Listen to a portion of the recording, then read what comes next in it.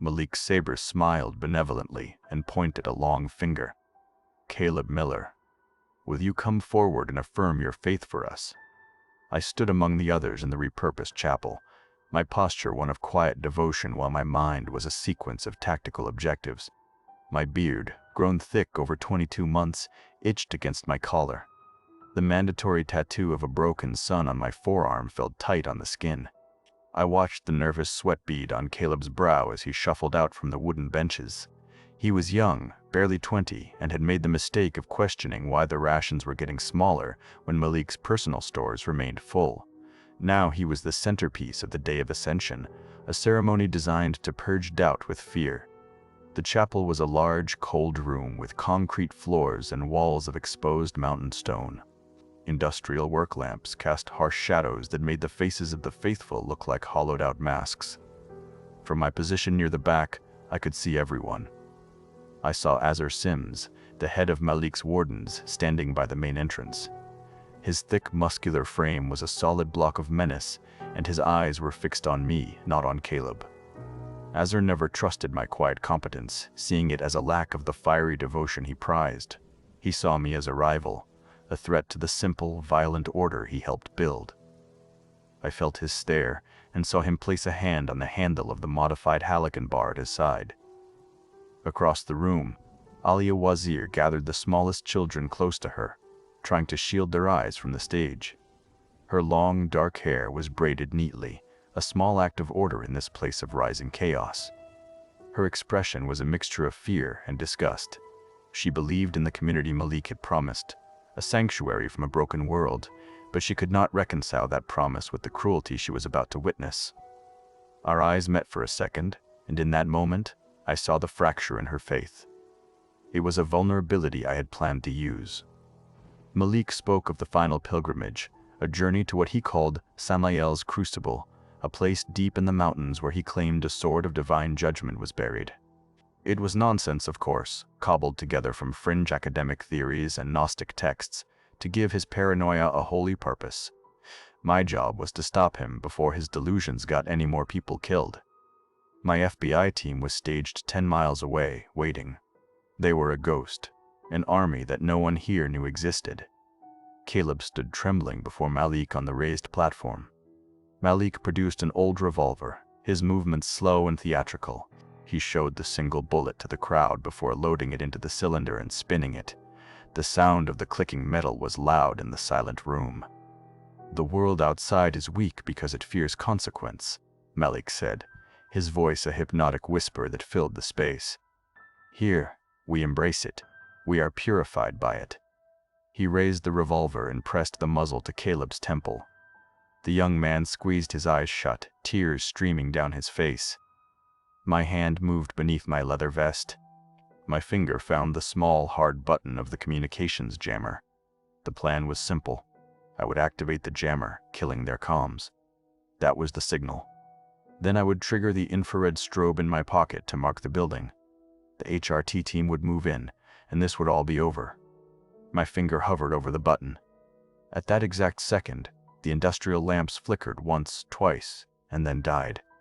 The chapel was plunged into a frightening gloom, lit only by the faint red glow of a few emergency lights. A low moan started from outside, a sound from the valley below that grew quickly into a collective, inhuman shriek. It was a high, piercing noise that vibrated in my teeth and made the fluid in my ears feel hot. Something scraped hard against the chapel's metal roof, the sound of claws on steel. Panic erupted in the room. Caleb, seizing the moment of confusion, lunged for the gun in Malik's hand. The cultist screamed, not at the struggle on the stage, but at the horrifying news sound from the world outside. My satellite phone buzzed in my pocket, an encrypted connection from my commander. I pulled it out. The screen showed a cascade of connection errors. I pressed it to my ear and heard a burst of static, a woman's voice screaming, "They're inside the wire." Then a digital screech as the network collapsed. The screen went black. The last link to the world I knew, to the entire system I served, was gone. I was alone. Azur stood frozen near the door, his brutality useless against a threat he could not understand. Malik and Caleb grappled for the pistol, their desperate fight, a small, pathetic drama against the backdrop of a world ending. Outside, I heard the splintering of wood from the perimeter fence, followed by the wet, choked-off screams of the guards. I had a choice. My primary signal was compromised, but I still had the strobe in my pocket. I could trigger it. But signaling a rescue team into a kill zone I couldn't define was a violation of every rule I'd ever lived by. The mission was over. The government that sent me here might not even exist anymore. My other option was to survive, to maintain the cover I had spent nearly 2 years building and deal with the immediate threats. The strobe felt heavy and useless in my hand. I let it fall from my fingers to the concrete floor. The people in this room and the monsters clawing at the walls were the only reality now.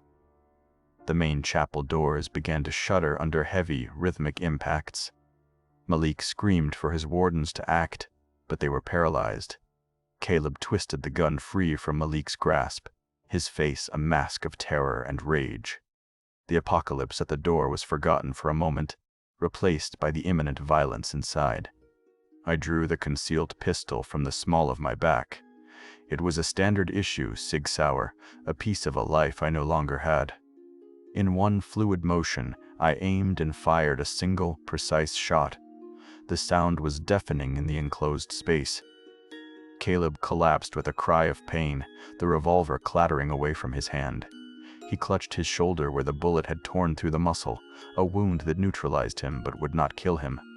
I stepped forward, placing my body between Malik and the fallen dissenter. I raised my voice, a drill sergeant's bark that cut through the panic. "Wardens, secure the doors now." Azar finally broke from his trance, his expression a toxic mix of respect and raw, jealous hatred. I had acted while he had hesitated. I had saved the Prophet. Malik looked at me, his piercing blue eyes wide with shock and a dawning, feverish gratitude. He saw a protector, a true believer forged in the crucible of chaos. Across the room, I glanced at Alia. She was staring at me, her hand over her mouth. Her expression was not one of awe. It was one of horror, as if she had just seen the real monster in the room, and it was not the one at the door.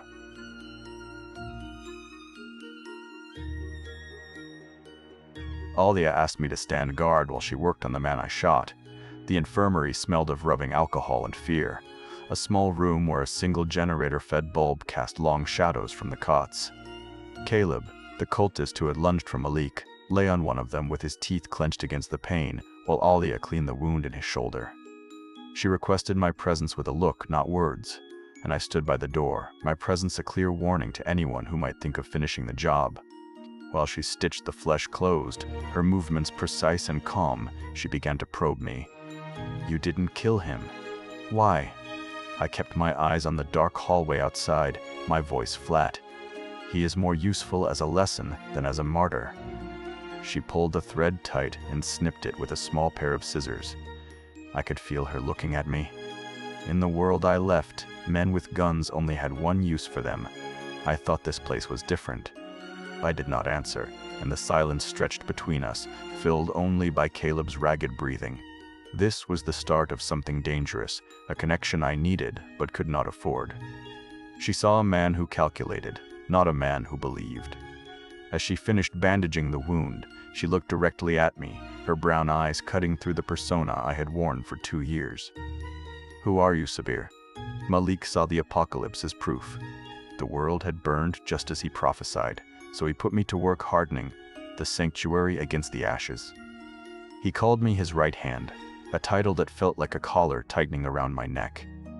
Azar watched the promotion with a hatred that was almost silent. I led scavenging missions into the dead towns below our mountain fortress, using the tactical knowledge from a life I could no longer claim. The wailing, I learned, were simple creatures. They could not see well, shuffling past us if we stayed still, but the smallest sharp sound would bring them lurching forward with a fanatical aggression. Their high-pitched shriek was a weapon in itself, a sound that rattled the bones and pulled more of them from the silent buildings. Silence was survival. We moved like ghosts, taking what we needed, and leaving nothing but footprints. On these runs, I managed to divert small things, a bottle of antibiotics here, a sealed roll of bandages there, getting them to Alia for the children. Azar always watched me. During one run into a ruined clinic, a warden named Thomas slipped on broken glass. The sound was not loud, but it was sharp enough. They came from all sides, their wails starting as a low moan and rising to a disorienting shriek. Thomas went down with a broken ankle, his scream of pain, a dinner bell. We were trapped in a narrow pharmacy aisle with our haul of medical supplies. Azar looked at me, a cruel challenge in his eyes, his Halligan bar held ready. He wanted to see what I would do. The mission was the supplies, my cover was the mission. My HRT training took over, a cold and simple calculation of survival. I grabbed the wounded warden by his vest. He looked at me, his eyes wide with a flicker of hope. I shoved him hard out of the aisle and into the open floor. The last thing I saw was the betrayal in his eyes just before the horde converged on him. We made it out with the supplies. My value to Malik soared. Azar's hatred now had a foundation of respect, which was far more dangerous. A sickness spread through the children's quarters a week later, a fever that left them weak and coughing. Malik called it a spiritual plague, a sign of impurity in the flock. He walked through the infirmary, his white shirt a stark contrast to the grime and fear, and his eyes landed on a small boy named Eli. The boy was pale and shivering under a thin blanket. Malik declared him the source of the weakness, an offering to be made to the wailing to purify the rest of them. He would be left outside the gates. Aliyah moved without a thought, placing her body between Malik and the boy's cot. She stood there, a slight woman in a simple tunic, openly defying the prophet. Azar stepped forward, his hand gripping his weapon, ready to enforce the order. I had to intervene. I moved to stand beside Aliyah, not looking at her but at Malik. "Prophet," I said, my voice carrying across the silent room, "your prophecy states the righteous will endure all trials. Is our faith so weak we cannot cleanse a sick child ourselves? This isn't a sacrifice, it is a test for us." The words hung in the air. I had used his own scripture, his own twisted logic, as a shield. To refuse would be to admit his own teachings were hollow. His piercing blue eyes narrowed, fixed on me. He was cornered by his own ideology in front of his followers. He had to relent. He gave a slow, deliberate nod. I had saved the boy and had cemented an alliance with Aliyah, but I had also shown my hand. I had shown something other than ruthless loyalty. Malik looked from me to Azar, a flicker of understanding passing between them, and he gave the barest of nods. I won the battle, but I saw in that single gesture that Malik had just unleashed his dog. His sermons grew more fervent after that, filled with talk of a final journey to a place he called Samael's Crucible. Azar now had a silent permission to act. On scavenging runs, he would create situations, accidents, designed to leave me behind. A jammed door, a collapsed shelf, a sudden noise on the other side of a building to draw the wailing toward my position. Each time I survived, his frustration grew into a visible snarl. The compound felt smaller, the walls closer. The generators began to fail for longer stretches, plunging us into a darkness filled with the constant, nerve-shredding chorus of the wailing from the valley below. I needed to know Malik's endgame. I needed to know what Samael's Crucible really was. I broke into the old mining office, a place filled with dusty schematics and forgotten records. I found a survey map of the original quarry operations, old and brittle. My finger traced the lines of the roads, the tunnels, the dig sites. Then I saw it, a location circled in red ink with the words, Samael's Crucible, written beside it. Next to the name, someone had scrawled a small, faded symbol, a three-bladed fan inside a circle. A radiation warning. I now had to work with Aliyah in absolute secrecy, whispering in stolen moments, creating a desperate plan to get the children out before Malik started his final march. Azar followed her. He must have watched us for days, patient and vicious. He saw her take a small bag of dried food and a precious container of clean water to a hidden pantry behind the geothermal greenhouse. It was the beginning of our cache, the supplies for the escape we planned. He revealed it during the evening meal in the main hall. He strode into the center of the room, threw the bag at Malik's feet, and pointed at Aliyah. He accused her of treason, of hoarding for herself while the community suffered. I saw my entire plan, our entire hope, dissolving into nothing. Malik did not look at Alia. He looked at me, a cold smile on his lips. He needed to shatter our rebellion completely. He pointed a long finger, not at Alia, but at the elderly man who helped her in the infirmary, a quiet man with frail hands. Malik accused him of being the mastermind, of poisoning Alia's mind. The old man fell to his knees, his denials lost in terrified sobs. He was sentenced to the walk. I had to stand there and watch as two wardens dragged the old man to the main gate and pushed him out unarmed. I watched him stumble a few feet into the darkness before the first wail answered his cries. To intervene would have been suicide, for me, for Alia, for the children. Malik had broken us and reasserted his total control. The pilgrimage, he announced to the silent room, would begin at dawn. I looked across the hall at Alia, but she would not meet my eyes. She turned away, and in that simple gesture, I knew I was completely alone. In my small, cold room, I took out the single photograph I had managed to keep. It was faded and creased, a picture of my father and mother standing in front of their shop in Queens. I had failed. The mission was gone. My team was dead. I had become a murderer to survive inside a cult, only to watch an innocent man be fed to monsters. I was the very thing I had hunted. I thought about giving up, about letting the end come. But then I thought of the boy, Eli, his small hand gripping my pants leg when I stood up to Malik. My father was killed by men blinded by an idea, by an ideology that made them see him as something other than human.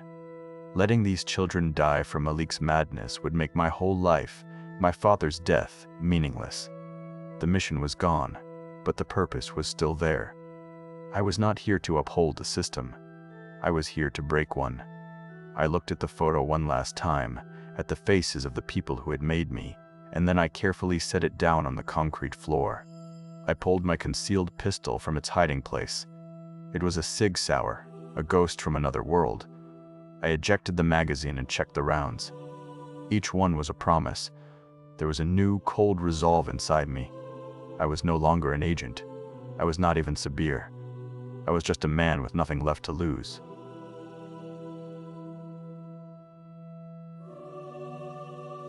I found her in the infirmary, sitting on a cot next to the sleeping boy Eli. Her face was pale in the dim light, and she did not look up when I entered. I walked over and placed the old quarry map on the blanket beside her, my pistol resting on top of it. He will kill them all. You know this. Help me, or watch it happen. She finally raised her head. There was nothing left in her eyes, no faith, no hope, just a hollow space where a life used to be. I pointed to the map, tracing the route of the pilgrimage with my finger. I explained the missile silo, the symbol, the lie at the heart of Samael's Crucible. I did not apologize for the old man. I did not offer comfort. I gave her a series of orders, my voice low and toneless, laying out a plan that relied on noise and death. She looked at the grim design I had laid out. She hesitated for a long moment, her gaze fixed on the sleeping child. Then she gave a single sharp nod. Tell me what to do. The pilgrimage began before dawn. The air was cold and thin as the community gathered in the main yard, their breath misting in the faint light of torches. Malik stood before them, his white shirt almost glowing in the darkness, his voice ringing with the promise of ascension. He looked ecstatic, a man on the verge of fulfilling his life's purpose. I stood among the wardens, my face a mask of loyal obedience, while the Tsar watched me from a few feet away, his hand never leaving the Halligan bar at his side. He knew something was wrong, but could not put a name to it. Alia moved through the crowd with two other mothers, their faces set, their purpose hidden behind a facade of devotion. As the column of followers began its slow march out of the gates and into the winding mountain trails, I told Azar I would scout the path ahead for whaling. He grunted his assent. His eyes narrowed with suspicion, but the logic was sound. I was the best at moving through the dead world. I broke away from the group, my work boots crunching on the loose shale, and sprinted into the gray morning. I reached the silo first. It was a concrete scar on the mountainside, a relic of a forgotten war half buried in earth and rock. A rusted service hatch was set into its base, and I used a rock to break the corroded lock, prying the heavy steel door open with a groan of metal. The air that escaped smelled of cold decay and ozone. Inside, in the absolute darkness, my small flashlight beam found it. There was no altar, no holy relic. There was only a crumbling Soviet-era warhead resting on its launch cradle, the three-bladed radiation symbol faded, but still visible on its casing. I ran my hand over the cold metal, my mind connecting the pieces. Malik's story of Samael's fire was not a metaphor. It was a memory from some obscure intelligence file I had read years ago about lost Cold War assets. This was his endgame, a dirty bomb to incinerate the sanctuary and everyone left behind, martyring the unworthy in a blaze of radioactive fire. He was not bringing them to salvation. He was bringing them to an altar. I ran back down the trail, my lungs burning. The column was moving slowly, trapped in a narrow canyon with high rock walls on either side. It was the perfect place. I found what I was looking for near the base of the cliff, a series of fissures in the rock that I remembered from the quarry schematics. Working quickly, I packed a small blasting charge I had assembled from scavenged materials into the largest fissure and ran a wire back to a detonator. At the same moment, on a ridge overlooking the canyon, Alia and the other mothers raised 3 old hunting horns to their lips. The sound that followed was not a call to glory. It was a deep, mournful blast that echoed off the rock, a deliberate and sustained noise that cut through the mountain silence. A moment later, a reply came from the valley below. It started as a single high-pitched shriek, then another joined it, and another, until the air was filled with a chorus of hundreds of wailing, all of them moving toward the source of the sound. I triggered the detonator. The explosion was small but sharp, and with a deep rumble, tons of rock and earth cascaded down, completely blocking the trail ahead of the column. The trap was sprung. Panic erupted. The followers screamed and scattered as the first of the wailing appeared at the mouth of the canyon, a lurching tide of bodies drawn by the horns. I pushed my way through the chaos toward the front of the column where Malik stood with his wardens, his face a mask of confusion. "Your flock is trapped," I yelled over the noise. "Tell them your cleansing fire is a lie, or I will." Before Malik could answer, Azar screamed, "Traitor!" and lunged at me with the Halligan bar. I sidestepped the heavy swing, and we fell into a desperate, muddy struggle on the uneven ground. He was stronger, his powerful muscles driving me back, but he was clumsy with rage. I twisted away from a blow that would have crushed my skull and drove my knee into his side. He grunted and staggered, and I seized the opening, grabbing the heavy bar with both hands and wrenching it from his grip. He stared at me for a second, his face a mixture of shock and fury, before he charged again. I swung the bar in a heavy arc, and the metal connected with the side of his head with a sickening crack. He fell without a sound. I stood over his body, breathing hard, the Halligan bar dripping in my hand. I faced the now defenseless and terrified Malik. The remaining wardens were frozen, their discipline shattered, watching to see who would lead them. I knew as long as Malik lived, his idea would be a poison that could not be contained. I dropped the bar and pulled my pistol. Malik looked at the gun, then at me, and a serene smile spread across his face. He whispered, "A martyr is eternal." I looked past him to where Alia was shielding the children from the sight of the battle. Then I looked back at the Prophet. "Ideas die when there's no one left to hear them," I said, and my finger tightened on the trigger. The gunshot was the only sound that mattered. Malik fell, and the wailing were still coming. I took command. My voice, honed by years of leading men into chaos, cut through the fear and the screams. I shouted orders, organizing the able-bodied into a defensive line, using the warden's own weapons to hold back the infected. I found a narrow goat path on the survey map that would lead them up and around the rock slide. I led the shattered flock on a brutal journey back through the mountains, the sounds of the horde fading behind us. We arrived at the sanctuary near dusk to find the outer gate breached and signs of a recent attack. We cleared the remaining wailing from the yard and secured the walls. I had saved them, but I was not their savior. I was their warden. On the long march back, I had glanced over my shoulder at the survivors. They were not following a leader. They were being herded by a predator. Eli, the small boy I had once protected, had stumbled near me, and his mother had quickly pulled him away, shielding him with her body as if I were the monster. I stood on the same wall I had surveyed on my first day, this time not as an undercover agent, but as their de facto leader. Below me was not a cult, but a tribe of traumatized survivors who now depended on the man who had murdered their prophet. I was trapped, no longer by a mission, but by the weight of my own actions. The sun set over the Bitterroot Mountains, casting a long shadow that swallowed the compound. I was left alone with the silent, watchful eyes of my flock and the endless wail of the dead world outside. My mission was over, but my sentence had just begun.